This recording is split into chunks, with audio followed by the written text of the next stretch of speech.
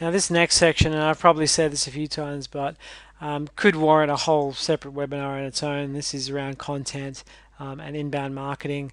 Wanted to include it on a basic level here because of its importance to SEO and its synergies there. I mean, it's really important, I think, to if you're planning an SEO strategy, to be thinking of the role of content and inbound marketing, and the same with, if you're planning a content or an inbound marketing strategy, to be thinking about SEO. So the two things go very well together, and some of those core principles really feed off each other to give really good combined result if you're thinking of that holistically. So starting on a basic level, just thinking about how does your website look naked? This is one tool, TagCrowd, that we've used, and you can just type in your domain name and put it into this tool. It produces a word cloud of your site, just giving you an idea of, I guess, the main themes that occur through the content. And the bigger the word, the darker, the more prominent that is. I mean, for us, this is actually our site. I mean, you can see that we're focused around digital marketing help. I mean, we give agency advice, AdWords advice, and assistance in that area around strategy. Yeah, I mean, you would say looking at this tag cloud, that's a pretty accurate representation of that. One reason you might run this tool is, I mean, if you did this and you saw things in there like blue frogs or women's socks, and that's kind of not what you're selling or what your site's about. I mean, that's probably that's a definite red flag. And I mean, on an even more serious level, I mean, it could even mean your website is hacked or something like that. So it's just an interesting thing to do, interesting exercise. I'd recommend it. So in terms of content, we're going back to the buyer's journey, which we've mentioned at the start of the webinar, and this graphic here is courtesy of HubSpot as part of their inbound course. I mean, they've organized it into a really nice format here, and it's around the idea of, I guess, that a buyer will go through different stages prior to a purchase or a decision, like a conversion. And those are roughly like an awareness stage, a consideration stage, and then finally the decision stage. We touched early on about how different keywords and different I guess different copy, the theme of the copy can vary depending on what the intent of the user is, and that's important. It's also important to think about what stage of the journey the buyer, or the potential customer is at, and I mean how the type of content could influence it.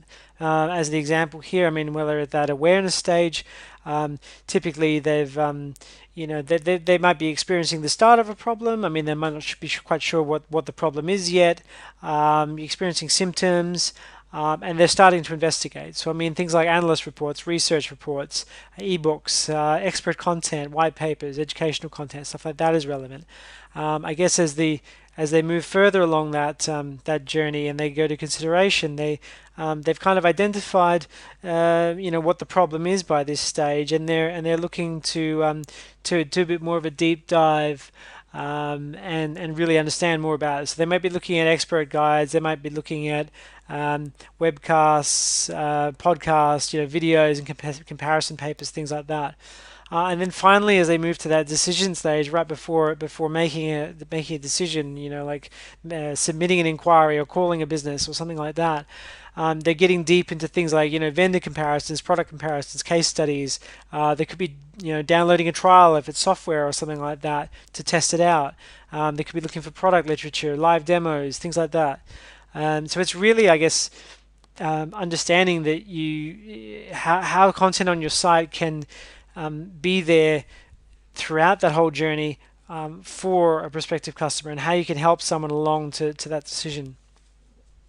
Google's take on this is around this idea of micro moments. So sort of, again, focused on that sort of, I guess, moment of truth, but what actions people typically take when they turn to search, and especially these days, usually turn to their mobile more often than not. and they've sort of Google have suggested that you can group those into, I guess, one of four main categories. Like I want to know, I want to go, I want to do, and I want to buy. And pretty obvious. Well, hopefully it's obvious by now, but based on those sort of those four different triggers, I mean, the type of things they're searching for, type of keyword, type of content they expect to find is very different. So it's trying to think about the products or services your business provides and how you can have content on your site that's appropriate and relevant to users during that journey and during these moments. Now, I won't go into too much detail on this, but just we get asked this a lot, so wanted to cover it. I mean, what does a well-optimized page look like? So you've got your content on there. That's great. Is it enough? Not really. Um, it's you need to think a little bit technical. But I mean, these are the basics, and this is there's a great article here from Link Assistant, which digs into this in more detail. But on a basic level, it's things like, we've covered this early on, but proper URL formatting, descriptive URL formatting, relevant titles that's keyword rich. We touched on things like schema, markup, or structured data, another name for that. Things like breadcrumbs that help with navigation through the site, and that's also another type of structured data. Internal site search where it's relevant. I mean, optimize headings, so using things like H1s and H2s on the page to help give clues to search engines what's more important and what the page is about. Including some of the including keywords in the main content. Yes, we did touch earlier that it's possible to rank without that, but a lot of those sites that are doing that have a lot of other factors. So I mean, as a starting point, I would say don't throw keywords to the wind. Include some keywords in the main content. Don't stuff them in there. Don't be spammy. Just naturally include keywords. But if it's a page about plumbing, you mention the word plumbing at least once on the page. The length of that content, I mean, it should be a decent length. I mean, at least sort of 250, 300 words. Most of the pages on page one of Google for really competitive terms typically have 1,000+ words on a page.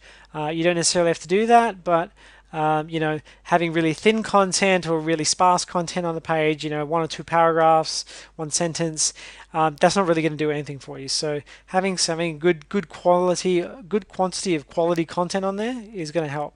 Including things like different types of media, so video, imagery. Make sure you tag those images and you fill out the alt descriptions as well if you had those on the page, including more than just copy. Trying to have the most relevant copy above the fold, including external links in there. I mean, it's not just all about links in. I mean, links out can be a good thing too. That does help with relevancy and authority. Including social share buttons. So I mean, you want to really especially with blog type content. I mean, one of the goals of that should be really to, for it to be shareable and for people to sort of promote that through social. I mean, hopefully you get some links back to your website through that as well. Again, we're just touching on mobile friendliness and page speed. Again, it should be responsive or served in a mobile friendly format. You could be using AMP pages if it's an article, but I won't cover that right now. Just making sure it loads really fast and it renders properly on a mobile. Just very quickly, I mean, this is another question that comes up a lot. What do I write about? How do I find interesting stuff to write about? I always would say, start by solving users' problems. We get asked plenty of questions every week, and there's recurring themes in there. And I have to say, quite a few of our own blog posts are based around questions that come up a lot. So it's not only a tool that could potentially rank, but it's a good reference point if someone does contact you and say, hey, check out this article I've written. We've written, that gets you some that gets you some exposure that way too. Ultimately, if you start with that goal, you'll probably be surprised how many things there really are to write about. There are other sources. I mean, answerthepublic.com is a great site for just typing in a keyword, and it shows you all these spin-off ideas and things like that. You know, different questions and different sort of different things around that topic that you could could write about. Neat little trick is if you combine that with the Keywords Everywhere browser plugin for Chrome, you can actually see search volumes in Google for those keywords. So, like how many times sort of roughly those keywords are being searched every month, so they can help you give you a bit of clue to what are the most popular things to write about. Yeah, but in the same way, you can look to Google suggested search. You can, again, if you've got Keywords Everywhere installed, you can see search volumes for those keywords. So I mean that's a good place to start if you just want to have a bit of a dig. You know, you can see trending topics on websites like Buzzsumo. There are a few different options out there for ideas, but I mean it's you should never really run out of ideas. And when you do create content, I mean, there's ways to repurpose that, even taking larger articles and exploding them out, or creating different sort of short form versions of some of the content, different formats, turning into videos or webinars, or yeah, there's always stuff to write about. And here's the second screen, which I forgot about. But yeah, keyword research. So I mean, things like Ubersuggest, Keyword Tool.io, Moz's Keyword Tool, Google Keyword Planner, which is part of AdWords, which they've recently changed. You don't really get very good data out of that until you've got an AdWords campaign running, but it does give you some sort of idea. Keywords Everywhere, we already touched on. It's a great tool, free browser add-on for Chrome and Firefox. You can look at there's a website lsigraph.com which shows you, and LSI stands for latent semantic index keywords, which I guess are semantically relevant keywords to what you're searching, so they can help you not with just like how you're planning your content, but I mean related articles and things like that. I'm not going to go into a huge amount of detail on this stuff because it is really a topic in its own right, and this is not an SEO workshop. So, but I recommend checking these tools out, and there's plenty of articles online that dig into some of these things in more detail.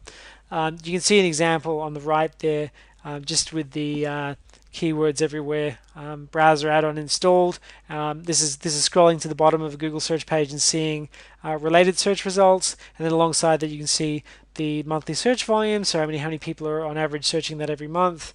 You can see the average cost per click, and you can see the competition. So the closer to 1, the higher the competition. So like 0.99 is the highest in this tool, I think, and then the lower number is like 0.17 there. 0.32 are kind of your lower competition keywords. So just on a top level, you kind of want to focus on things that are high search volume, low competition. I mean, those are probably some of the easier things to target or write about. This is a this may not look very clear, but it's an example of semantics, and like from a machine's point of view.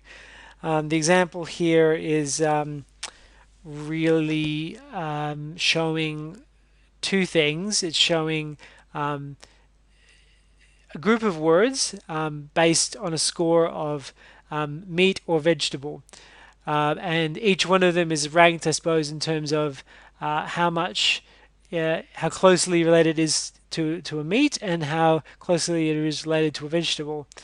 And you can sort of see, based on this, I mean, if you were if you were writing something about vegetables, I mean, you can sort of see that you might not include words like meat, sausages. I mean, sausages is more of a meat word than a vegetable.